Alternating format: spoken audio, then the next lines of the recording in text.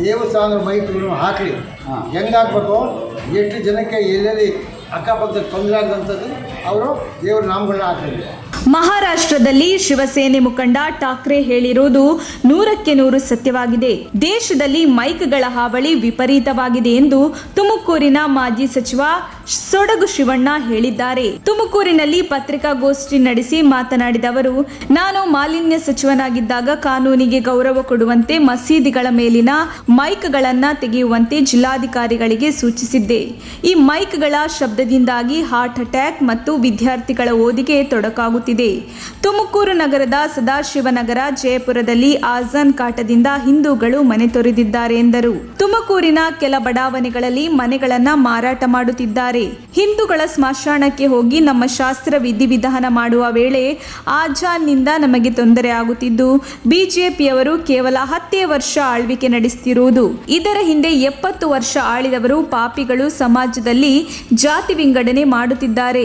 ಕುಮಾರಸ್ವಾಮಿ ಹಿಜಾಬ್ ಹಿಡಿದುಕೊಂಡಿದ್ದಾರೆ, ಸಿದ್ದರಾಮಯ್ಯ ಹಲಾಲ್ ಹಿಡಿದುಕೊಂಡಿದ್ದಾರೆ, ಇನ್ನೊಬ್ಬರು ಮಾವಿನ ಹಣ್ಣು ಇಟ್ಕೊಂಡಿದ್ದಾರೆ.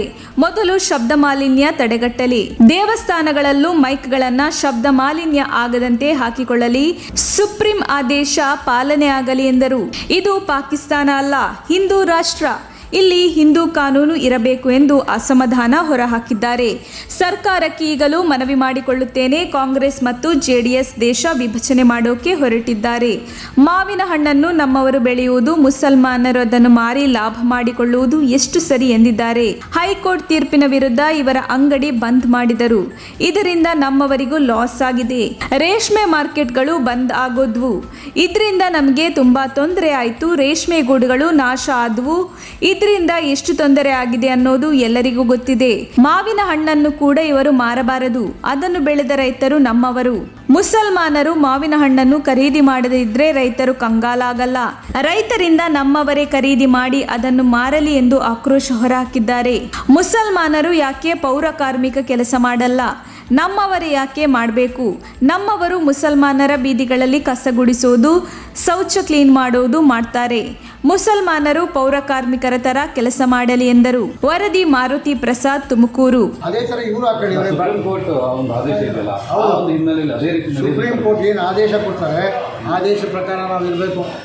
ಇದು ಪಾಕಿಸ್ತಾನ ಅಲ್ಲ, ಈ ಪಾಕಿಸ್ತಾನ ಕಾನೂನು, ಹಿಂದೂ ಕಾನೂನು ನಮ್ಮದು. ಆದೇಶದ ಪ್ರಕಾರ ನಡಿಬೇಕು. ಮಸೀದಿಗಳಲ್ಲೆಲ್ಲ ಆ ಥರ ಮೈಕ್ ಹಾಕೊಳ್ಬೋದು ಅಂತನಾ?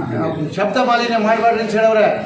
ಶಬ್ದ ಮಾಲಿನ್ಯ ಮಾಡಬಾರ್ದು. ಹಿಂದೂಗಳ ದೇವಸ್ಥಾನದಲ್ಲಿ ಮೈಕ್ ಹಾಕ್ತೀವಿ. ಇಲ್ಲ, ಹಿಂದೂಗಳು ಇದರೊಳಗೂ ಜಾಸ್ತಿ ಶಬ್ದ ಮಾಡಬಾರ್ದು ಅಂತ ಹೇಳವ್ರೆ. ಎಲ್ಲಿ ಯಾವ ಥರ ಇವತ್ತು ಹಿಂದೂಗಳದ್ದು ಗಲಾಟೆ ಆಗಿರೋ ತೋರ್ಸು. ಇವರೇ ಇದಾಗಿರೋದು. ಯಾವ ಮುಸಲ್ಮಾನರುಗಳು ಮಸೀದಿ ಒಳಗೆ ಹೋಗ್ತಾರೆ. ಇವತ್ತು ನಾನು ಈಗ ಬರೋವಾಗ ಇದರೊಳಗೆ ಜಗ್ಗೆರೆಯಿಂದ ಒಬ್ಬ ಮಲ್ಲಿಕಾರ್ಜುನ ಅಂತ ಫೋನ್ ಮಾಡೋಣ, ಸರ್ ನಮ್ಮ ಮನೆ ವಿದ್ಯಾಭ್ಯಾಸ ಹುಡುಗರು ಓದೋಕ್ಕಾಗಲ್ಲ ಸರ್, ನಮ್ಮಮ್ಮ ಹಾರ್ಟ್ ಅಟ್ಯಾಕ್ ಆಗಿದೆ, ಈಗ ಈ ಶಬ್ದ ಕೇಳೋಕ್ಕಾಗಲ್ಲ. ನಾನು ಡಿ ಸಿಗೆ ಇದನ್ನು ಕೊಟ್ಟವ್ರೆ, ಲಿಖಿತ ಮೂಲಕ ಕೊಟ್ಟವ್ರೆ, ಆಗಿಲ್ಲ ಅಂತ ಹೇಳ್ತಾರೆ. 10 ಜನ ನೋಡ್ರಪ್ಪ, ನನಗೆ ತುಮಕೂರೊಳಗೆ ಎಲ್ಲ ಮಹಲಾದ ಇರ್ತಕ್ಕಂಥ ಜನ